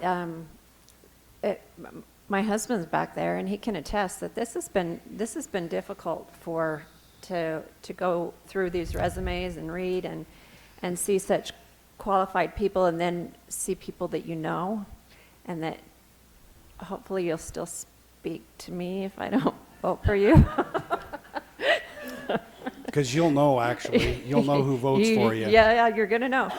And to weigh, and so when I was getting ready to come here, I just kept saying, you know, the one thing that just kept going through my mind is, you know, what would Joe want? So we'll just go from there and we'll see what happens. But I appreciate all of you applying and coming and speaking to us today, because we did have some great applicants. We didn't know how many we would get, and we were blown away when we had 30 and that 28 of you showed up, so thank you. After a few days, we only had like 5 or 6, and we were going, oh boy, we might have to like recruit. Yeah. Thought we were, you know, the town of Rockville or something for a minute, but then the last couple days we ended up with, you know, 15 in one day, I think the last day. So. And Joe would have said what Michelle said. Yep. Thank you for coming. He was always very appreciative of the public coming in, and made sure they knew that we appreciate when you come in and take a part of what's going on in our community. Because quite frankly, most of the time, people don't even know who we are. Like someone said, I don't know anybody on the council. They don't know who we are until we screw something up.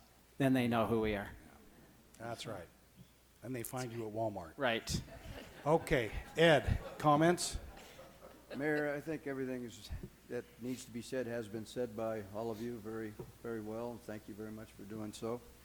I can only say that the presence of all these applicants speaks to the real spirit of this community. It really tells you what this city of St. George is all about. And I think that we're all grateful. It's not easy to put your name forward and ask for the support of people that sit before you, the council or the public. So thank you very much. It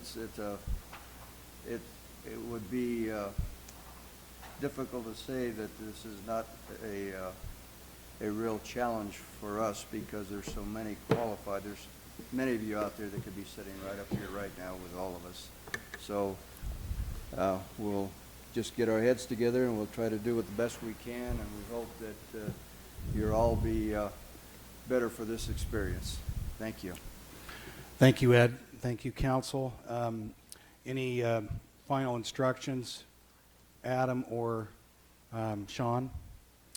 Then I will ask if the council, unless you have any other comments you want to make pursuant to this decision, again, you can deliberate as much as you want in your own head or vocally, but when you're ready, fill out your vote. I've just handed those out. Vote ballot number 1.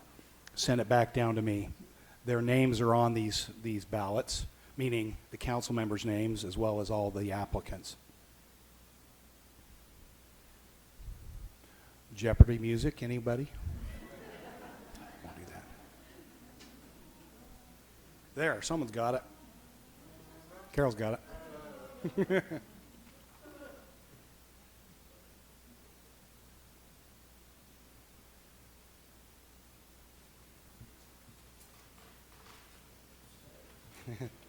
Could have made it an airplane, Ed, huh?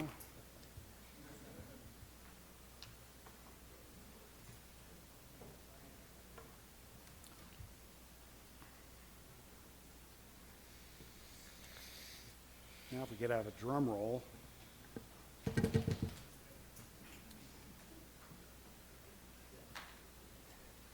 Okay, so I'm just going to list. Councilmember Hughes votes for Brian Smethurst. Councilmember Randall votes for Brian Smethurst. Councilmember Baca votes for Vardell Curtis. And Councilmember Ariel votes for Steve Davidson.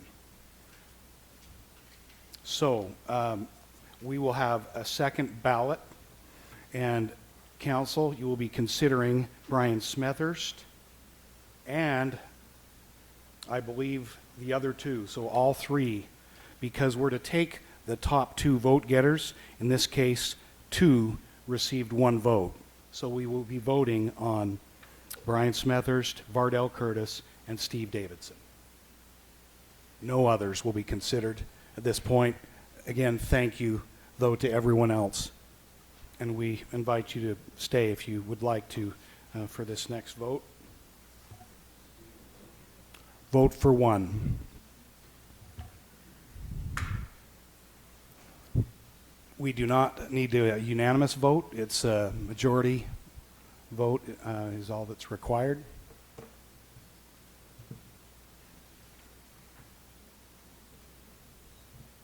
And if we need to, we'll do another ballot.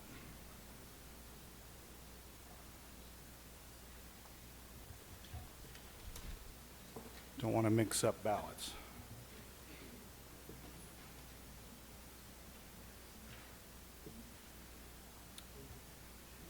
All right. Councilmember Ariel votes for Brian Smethurst. Councilmember Hughes votes for Brian Smethurst. Councilmember Randall votes for Brian Smethurst. And Councilmember Baca votes for Vardell Curtis. Brian Smethurst will be the new city council member. Thank you.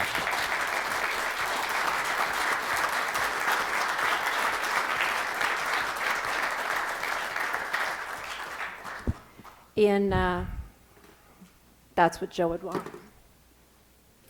That's what I had to go with. Well, and I think Joe would have a hard time with this too, except for that he might have a little partiality to Brian. But again, I just wish to thank everyone. I didn't get to vote this time. I thought I might have to. Council, good job. Thank you. I did too. But frankly, this is kind of, I thought it might go along these lines in terms of having the 3 different people on the first ballot. I wondered if we might even have 4. It speaks to the caliber of all of you people. So thank you so much. I really do appreciate it. We appreciate it. We appreciate the interest and hope we can find other ways to work together. You're incredible. So now the next task is to swear in Brian Smethurst. Will you please come forward, Brian, and we will ask the city recorder to swear you in, take the oath of office, and you will be a council member in a few moments. Any family? Yeah, if you'd like to join, come stand with Brian. I know we've got his wife here.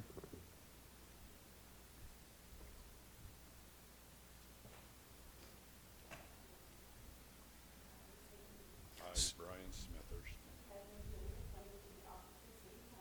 have been duly appointed to the office of City Council.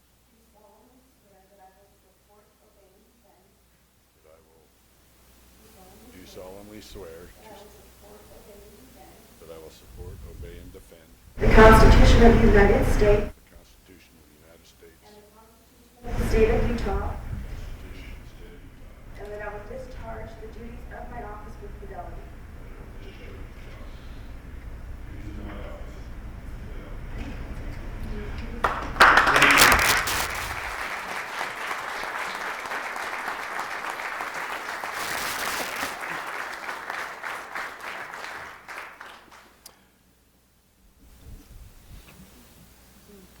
Brian, will you come sit down right up here next to Ed and next to Michelle?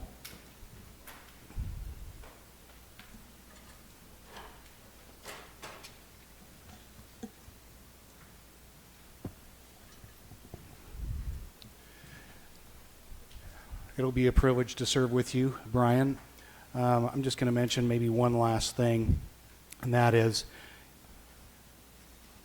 part of what makes this complicated, besides the fact that we had 28 very excellent candidates, is we have an election going on. And so I appreciate that the council must have thought about that as well. And so this is a separate seat, one that wasn't up for public vote at this time. So I appreciate that there were those thoughts. I've had several expressed to me about wanting to keep the election, and have this seat be considered completely separately. We've tried to do that, I think, in the best way we can, still looking at each candidate and considering their qualifications, their abilities, and what they would bring to the council in the place of Joe, who was elected by the people. So, any other instructions or comments? I think we're good. I don't think there's anything else we need to do, Sean. I'd entertain a motion to adjourn. Motion by Michelle. Second. Second by Betty. All in favor of the motion, say aye. Aye. And you just made his first vote. Root beer floats. Nobody opposed, right? So that motion carries. We are adjourned. Again, thank you to all of you. Thank you so much.